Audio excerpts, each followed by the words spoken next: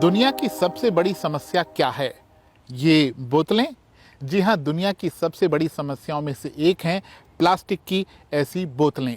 National geography की एक report कहती है कि दुनिया में हर मिनट 10 लाख प्लास्टिक की ऐसी बोतलें बेची जा रही हैं। इनमें से कुछ में कोला होता है, कुछ में पानी, कुछ में जूस या फिर दूसरे ड्रिंक्स। 1950 में प्लास्टिक का सालाना उत्पादन 21 लाख टन के आसपास था। 2015 में ये बढ़कर 40 करोड़ टन के भी पार पहुंच गया। कमाल की बात यह है कि इसमें से 40% प्लास्टिक तो ऐसा है जिसे सिर्फ एक बार इस्तेमाल किया जाता है और फिर फेंक दिया जाता है। इसीलिए दुनिया में प्लास्टिक का अंबार बढ़ता जा रहा है। Plastic, plastic, plastic. नदियों में प्लास्टिक, महासागरों में प्लास्टिक, नालियों में प्लास्टिक और सड़कों पर प्लास्टिक। हमारी दुनिया प्लास्टिक से अटी हुई है। प्लास्टिक का बड़े पैमाने पर उत्पादन 1950 के बाद शुरू हुआ, लेकिन इन 7 दशकों में प्लास्टिक प्रदूषण दुनिया की सबसे बड़ी चुनौतियों में से एक बन गया है। इसी से निपटने के लिए दुनिया भर के 175 से ज्यादा देश एक संधि तैयार करने की कोशिश कर रहे हैं। इसके लिए संयुक्त राष्ट्र के पर्यावरण कार्यक्रम की देखरेख में पिछले दिनों पेरिस में 5 दिनों तक अहम बैठक हुई। इस बैठक में इस साल के अंत तक संधि का मसौदा तैयार करने पर सहमति बनी। हम प्लास्टिक कचरे की समस्या से इनकार नहीं कर सकते। ये हर जगह हमारा पीछा कर रही है, बड़े शहरों में, छोटे छोटे गांवों में, ऊंचे ऊंचे पर्वतों पर और गहरे समुद्रों में भी। हम ऐसे समाधानों को बढ़ावा देते हैं जो प्लास्टिक कचरे को कम करने, सस्टेनेबल तरीके से उसके प्रबंधन और सबसे बढ़कर हमारे पर्यावरण को स्वच्छ, स्वस्थ और टिकाऊ बनाने में मदद करें। मजबूत नीतियों और टेक्नोलॉजी के जरिए हम 2040 तक प्लास्टिक प्रदूषण को 80% घटा सकते हैं। आइए ऐसा करते हैं। अभी हर साल 46 करोड़ टन प्लास्टिक बनाया जा रहा है और इसमें से 1/4 हमारे पर्यावरण को प्रदूषित कर रहा है।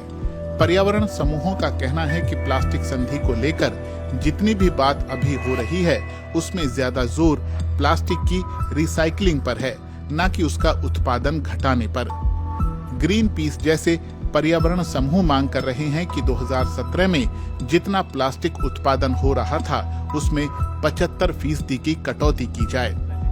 उनका कहना है कि चूंकि प्लास्टिक जीवाश्म ईंधनों से तैयार होता है, इसीलिए उसकी पूरी तरह रिसाइकलिंग अब भी बहुत मुश्किल और बहुत महंगा काम है।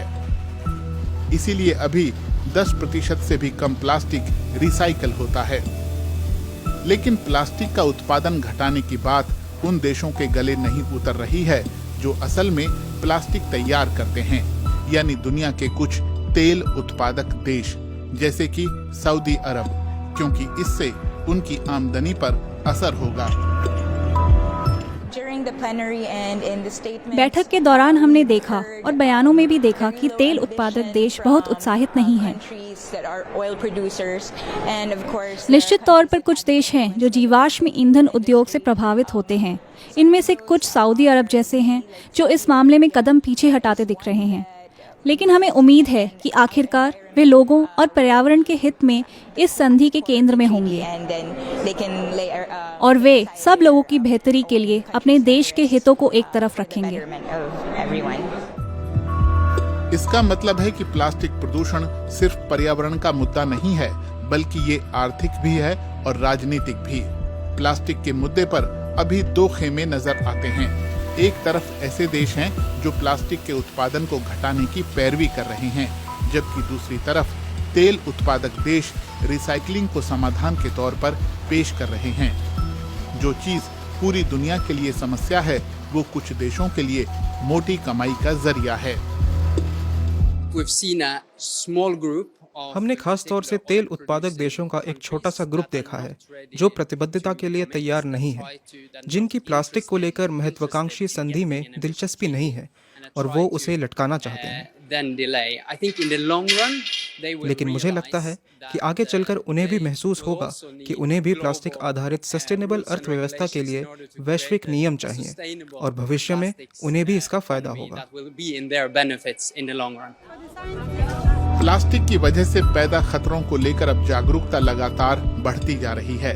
इससे बड़े पैमाने पर और एकजुट होकर निपटने की जरूरत है।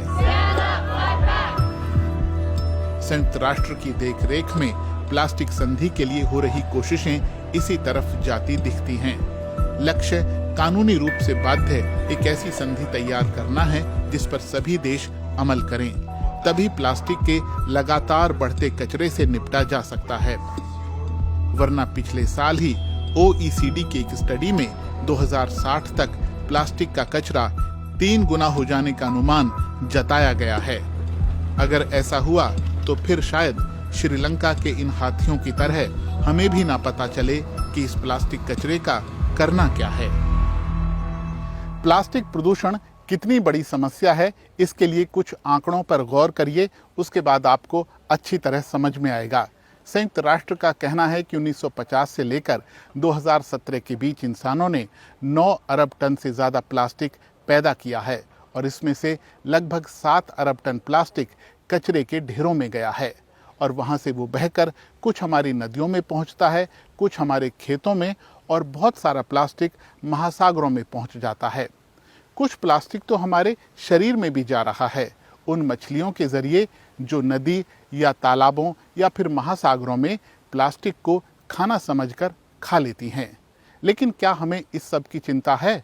अगर चिंता होती तो इतना प्लास्टिक का कचरा पैदा नहीं होता।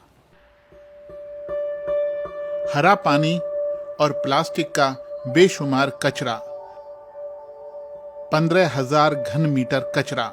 बोस्निया की द्रीना नदी को अपने खूबसूरत नज़ारों के लिए जाना जाता है, लेकिन जब ये विज़ोग्राद शहर के करीब कचरे के अंबार से होकर गुजरती है तो ये देखकर किसी को अच्छा नहीं लगता। इसमें लकड़ियां हैं, प्लास्टिक की बोतलें हैं और घर की दूसरी चीजें भी, जिन्हें उन 3 देशों के लोगों ने नदी में फेंका है जहां से ये होकर गुजरती है।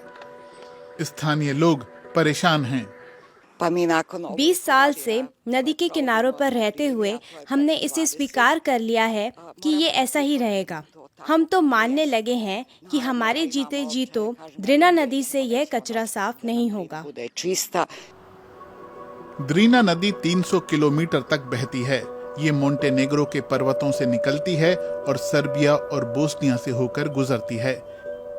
इस दौरान इसमें काफी कूड़ा फेंका जाता है, जैसे कि ये। इन तीनों ही देशों में कचरा प्रबंधन का ठोस प्रबंध नहीं है, तो आखिरकार कचरा यहाँ पहुँच जाता है।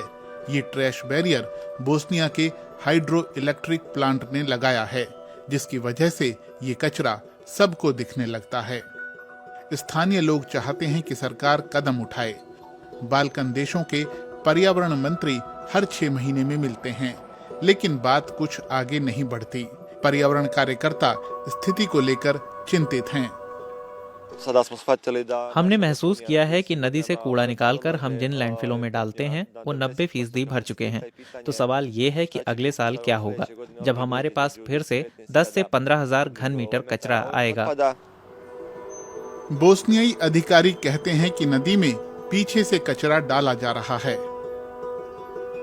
स्थानीय लोगों के लिए सिर्फ ये दलील काफी नहीं है। वो कहते हैं कि कदम नहीं उठाए गए तो उनकी सुंदर नदी में कचरा बढ़ता ही जाएगा। सबसे ज्यादा सिंगल यूज प्लास्टिक का कचरा कौन पैदा करता है? पैकेजिंग सेक्टर, यानी हर वो चीज जो हम तक प्लास्टिक के पैकेज या फिर प्लास्टिक के कंटेनर में आ रही है। संयुक्त राष्ट्र का कहना है कि जितना भी प्लास्टिक पैदा हो रहा है उसमें से 36% पैकेजिंग के लिए जा रहा है। आजकल खाने पीने की बहुत सारी चीज़ें प्लास्टिक के कंटेनर या फिर प्लास्टिक के डिब्बों में आ रही हैं।